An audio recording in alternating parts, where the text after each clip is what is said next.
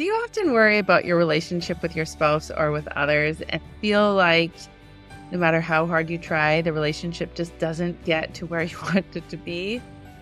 Well, I have such good news for you. My name is Dara Thomason, and I'm the Quilters coach. And this is episode 169, Loving Your Spouse and Being Happy. It's up to you.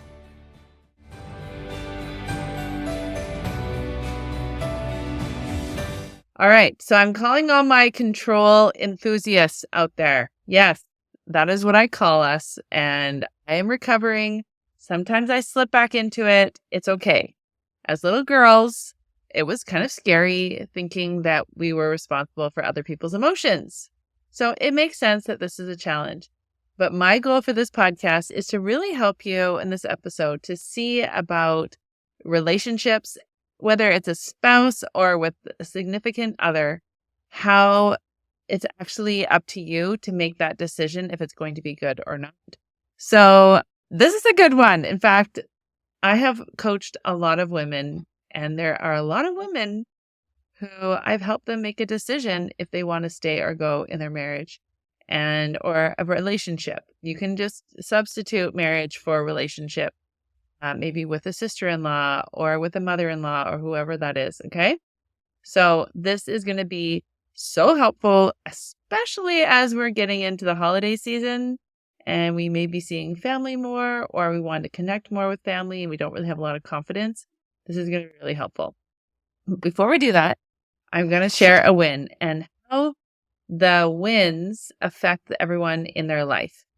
Now, we just had a group call this morning, and I always make sure that we have 3 wins at the beginning of every call because I really want to help shift our brains.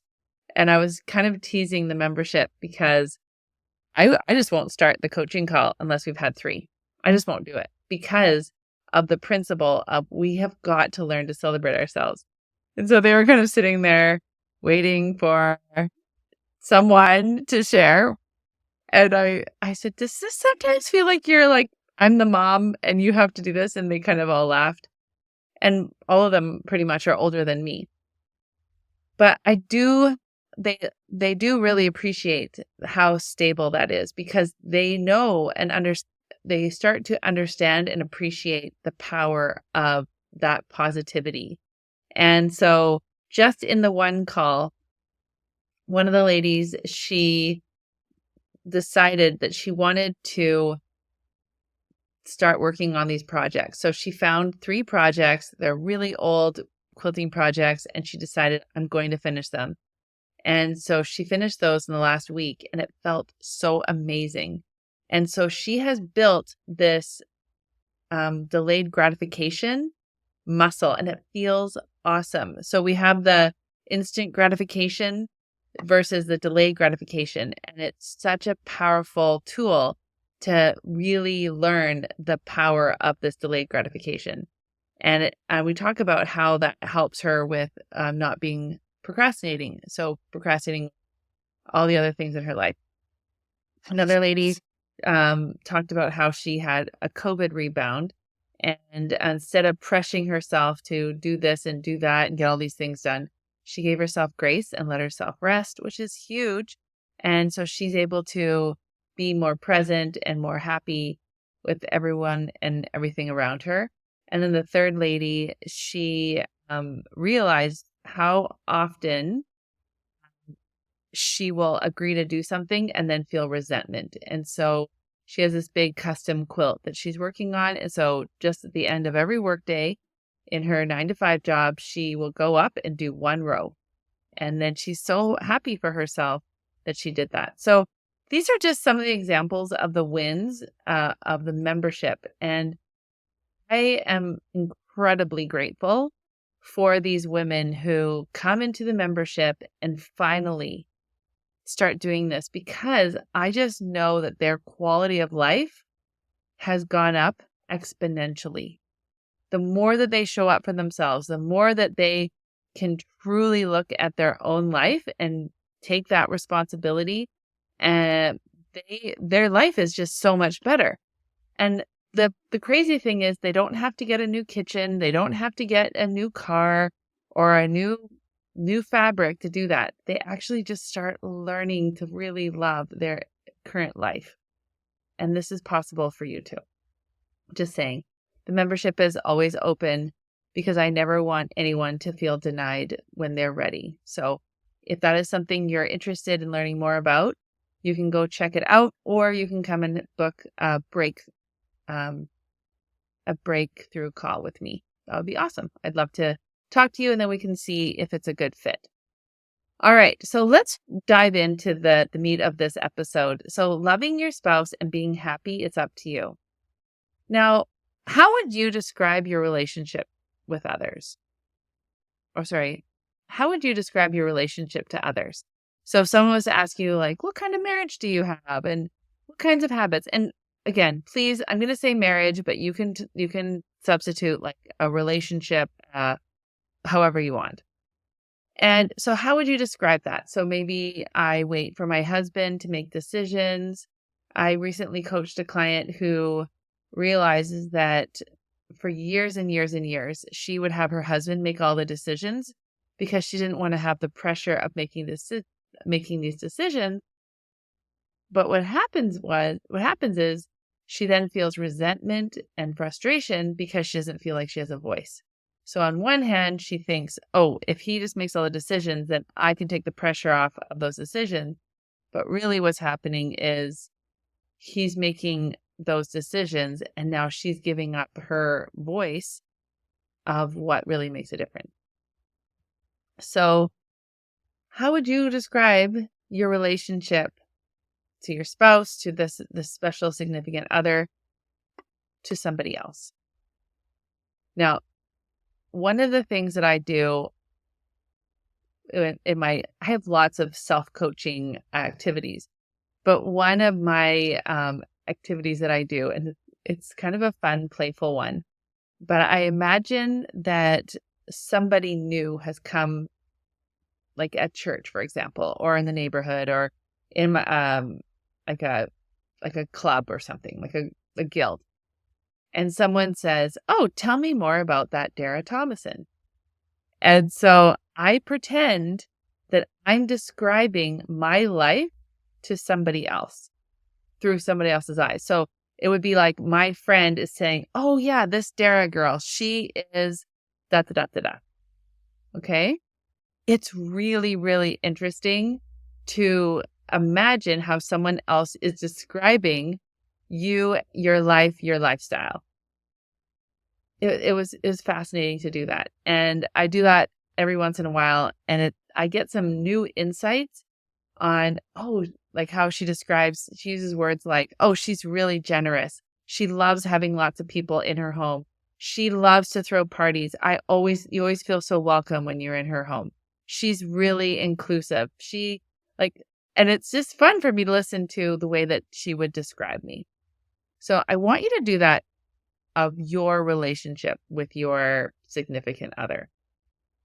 So, and as you do that, and it might be even helpful to record it and then listen back and then take notes of the words that you use, because it's important to pay attention to the words that you use to describe this relationship, because you learn that description and you get this insight. So if you use words like compassionate or generous or patient, then that will resonate inside of you. So all of us have an instruction manual. So this is one of the tools we're going to talk about in today's podcast. So the manual is, do you expect others to act a certain way for you to feel good about yourself and them? So for example, when you got a job, one of my first jobs was actually working at a flower shop. And so I'm grade 9 and I go to the flower shop after school. And so my jobs are wash the flower buckets, cut the flowers, change the water, take care of customers, take orders. Sometimes I had to restock shelves. Sometimes I had to dust. I sweep. Like I had my job description This was the manual. This is what I do at the flower shop. And so this was an expectation that I needed to follow. And so how often do we have expectation in our relationships with other people? And if they don't do it, then we have some difficulty.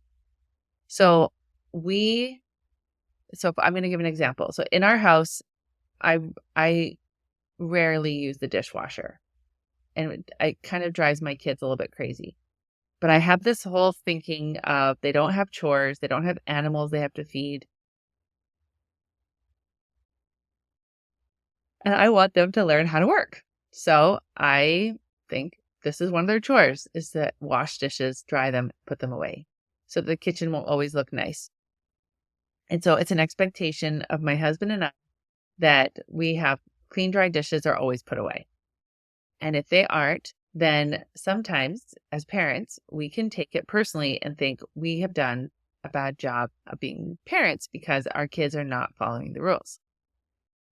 So do you have that for your husband or your significant other?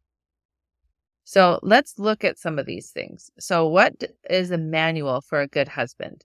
So does that mean they always clean up after themselves? They work full time and take care of the family? Do they do the bill? Do they take care of the bills? Do they do yard work? Do they take care of all the cars, the maintenance of the cars? Do they keep records of the cars? Do they make meals? Do they do the groceries? So this is the tricky part. A lot of us have these rules, but we don't have them articulated, or they're very subconscious. And so they're not very cut and dry. So then when you have the subconscious rule and then they don't follow the rule, then you start having all this pushback and frustration, and you don't even realize why, because you don't have that intention of that. You don't have that understanding or the consciousness of it. So if you think that your husband has to do all these things, in order for you to be happy, what starts to happen in your relationship? Exactly. It starts to become very adversarial. It starts to become very frustrating. Another thing that starts happening is there's a lot of condition in this expectation. And the problem is, because you don't realize you have all these expectations, then it feels really frustrating and difficult. And you feel like you're keeping tabs, but you don't know why. And so it starts to get a very lopsided. That's a good way to say it. And I remember when I did some work on money and my relationship with money back in 2019. And one of the things that shocked me when I was answering all these questions and really looking at my relationship with money was there were a lot of conditions I had on money. Just like this scale. If I didn't weigh a certain amount, then I wasn't a good human. If I didn't make enough money, then I wasn't worthwhile. Right? We had lots and lots of conditions. And part of this comes from just how you were raised and how you perceived how you're raised. So I perceived that if I didn't have a clean room, then I was not a good person. That was a perception. That's how I interpreted how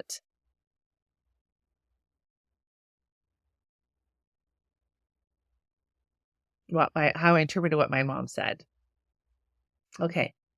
So now that I've got your juices flowing, I want you to write down, what do you think is your manual for your husband? A good husband should. That's how you know there's a manual. A good husband should provide for his family. A good husband should do the yard work. A good husband should always put out the garbage. A good husband should never be sick. Like whatever that is.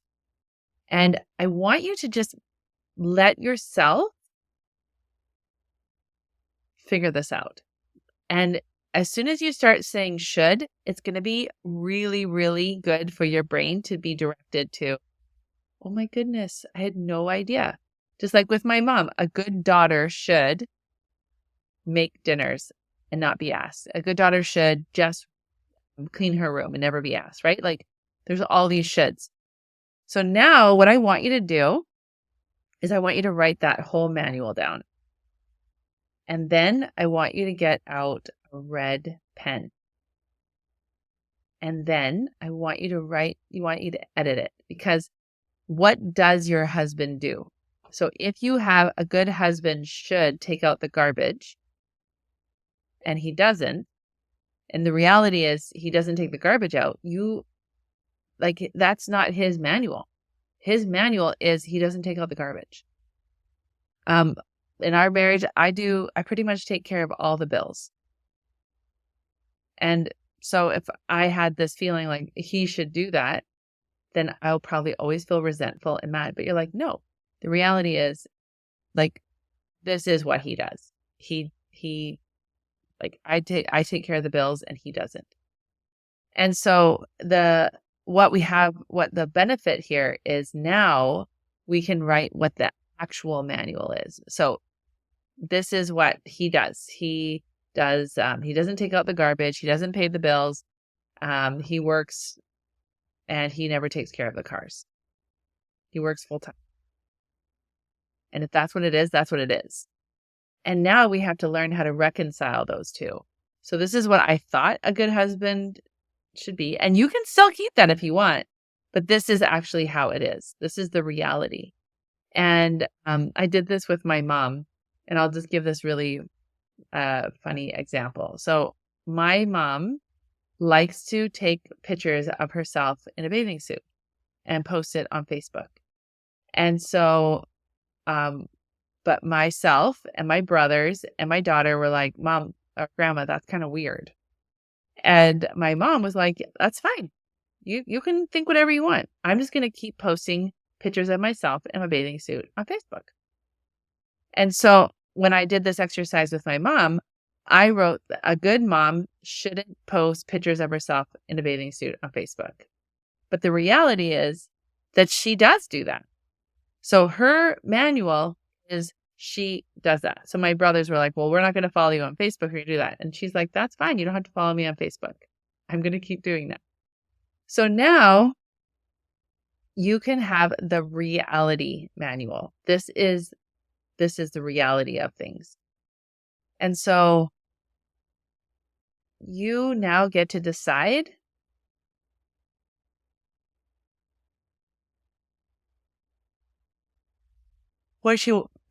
you now get to decide, okay, I can stay in this relationship with this is reality, or I can stay or go. It's up to me.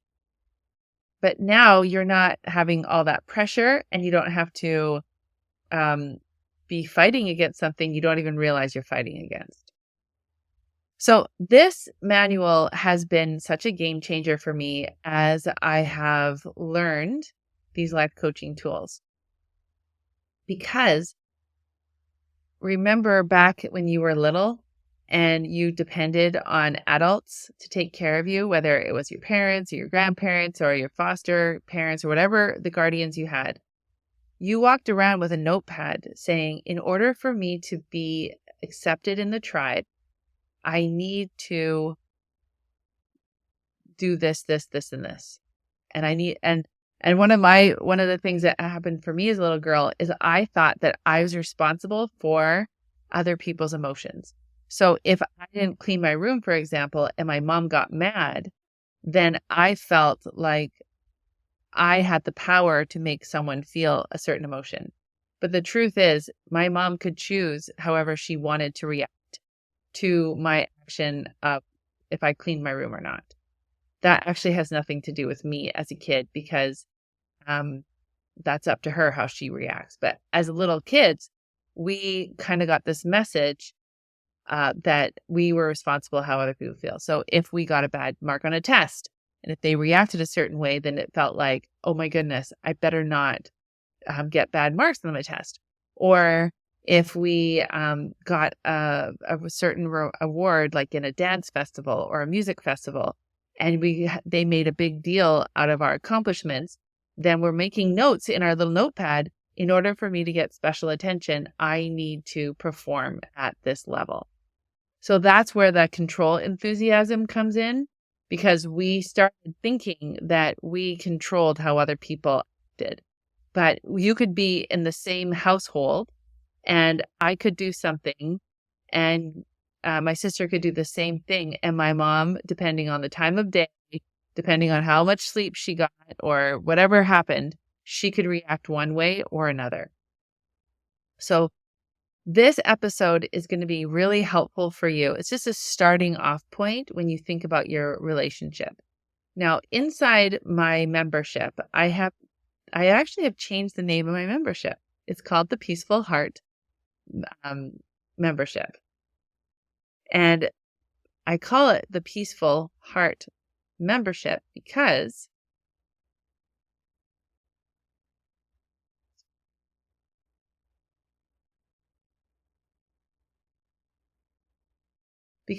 we coach on so many more things than just weight loss.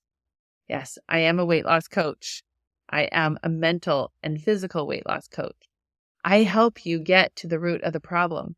But I'm telling you, if you come to one of our coaching calls, you will see I'm coaching on husband doesn't make goals. I like to make goals. That was one of the things I coached on today, where the husband says, you dream too big. And I don't want to be disappointed, so I don't want to make goals. Another thing I coached on today in the membership was how much her sister-in-law makes her crazy and how she feels so frustrated with her.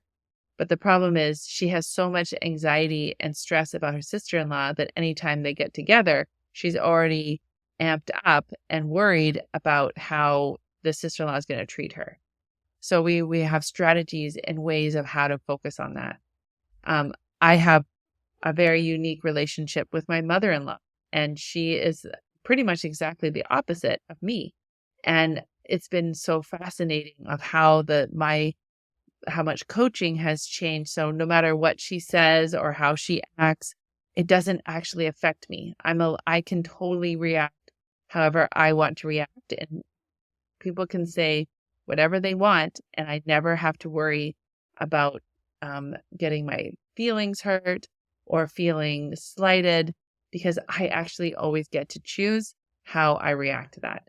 And so what I've done in the membership is I have included more training, and I'm going to continue to increase the different modules. So I have 2 brand new modules in the membership, and they are how to get along with your spouse. And they are amazing. And so you're going to go deeper into this podcast. And then I have worksheets that will help you with that. And I have tutoring worksheets in that. And also I have a 3rd module that I just released. It's how to have a difficult conversation. And that one, like even just knowing how to have difficult conversations, like when I learned how to do this, it has saved me like so much time, so much energy. I would have paid $100,000 just for that skill, and just for that knowing, and just for that training, because I've had to have so many difficult conversations, not only with other people, but with myself. And I have been able to make so many changes in who I am and how I react to people and how to react to things. It's just been such a huge game changer. So those 3 new modules are available inside the membership. I also have how to build a long-arm quilting business. There are 6 lessons there. They are amazing, incredible. If you yourself want to start a business, a quilty business, or know someone, you should please share that with them. So like I said this morning, actually, this was the best. My client this morning said, "Oh, that's right, Dara, because how you show up in one area is how you show up in all areas." I was like, yes, yes, yes, yes. And so it's so fun to watch my clients really start using these tools and applying them. And I'm going to invite you to come and speak to me. Come and have a breakthrough conversation. I can give you free coaching, and then we can make a decision. One of my favorite things about being a life coach is helping people make a decision. And that way we're not vacillating. That way we can get our own back. And I highly recommend that you take advantage of this offer. I don't know how much longer I'm going to be able to offer it for, but let's do this, because your happiness is your responsibility. But if you don't have the tools to learn how to be happy and how to solve all these problems and issues, you're never going to get to where you want to go. And nobody can do it for you other than you. I can help you, I can guide you, and I know 100% that these tools are what's going to help you to build the kind of life that you want. So come and join me. Also, I want to remind you there's a ton of free trainings coming in October, November, and December, because I know the best way to get the results is by showing up now. If you want to have a better Christmas, if you want to have a better New Year's, if you want to learn how to write those goals for January, you need to learn these skills in October and November and December. All right. Thank you so much for spending this time with me. I can't wait to keep serving you and helping you, and I will see you on the next one.